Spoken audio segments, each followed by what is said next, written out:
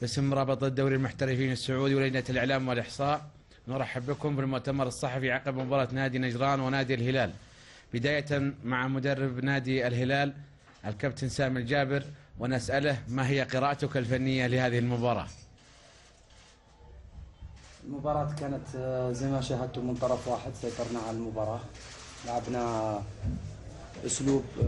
اسلوبنا اللي لعبنا فيه في المباراة السابقة امام الشباب. اي فريق عنده الحق وحق مشروع انه يلعب بالطريقة اللي يريدها. لعب نجران بطريقة دفاعية بحتة لايقافنا. تقريبا كانت الطرق اشبه بانه دائما ما يكون في لاعبين خلف الكرة من لاعبين نجران على لاعبين الهلال. الشوط الاول صراحة سنحت لنا فرص قليلة جدا، اعتقد لو سجلنا واحدة تغيرت مجرى المباراة. تكتيكيا من ناحية نجران كانت تكتيكية دفاعية، ما اعتقد انه كان في فرص في الشوط الاول، يمكن فرصة وحيدة الشوط الثاني نظرا لاندفاعنا، لكن احنا حصلنا فرص. طريقة اللعب تغيرت بعد، اعتقد انه كان فوز مستحق نظرا لما قدمناه في المباراة، واعتقد ان احنا يعني نملك اكثر من ما شاهدته، لكن الاسلوب اللي فرضه نادي نجران كان اسلوب دفاعي بحت.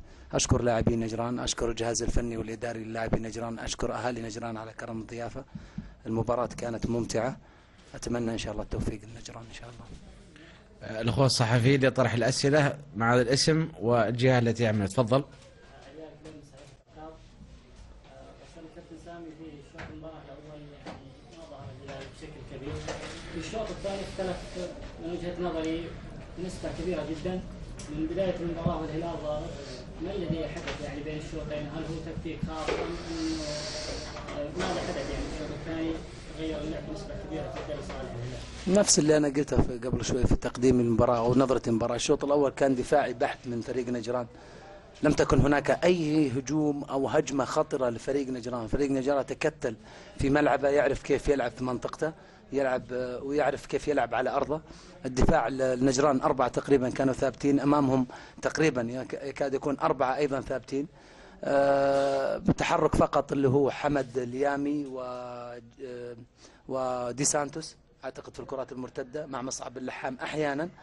الخطورة في الشوط الأول صعب أنك تلعب أمام فريق زي ما قلت لك حق مشروع. هذا لا ننتقد أي فريق، بالعكس هذا حق مشروع. الفرق كلها تلعب أمام الهلال أو معظم الفرق تلعب أمام الهلال بطريقة دفاعية، لكن الفريق المباراة كان يبغى لها صبر.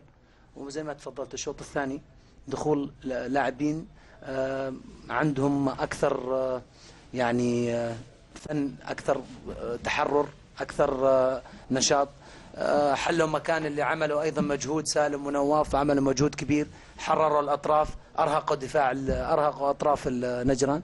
تحررنا الشوط الثاني، حصلت لنا الفرصه، قبلها حصلت لنا فرصتين تقريبا لم نسجل، والجميع شاهد الكره في القائمه وفي العارضه.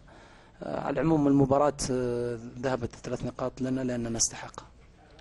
سؤال اخر تفضل.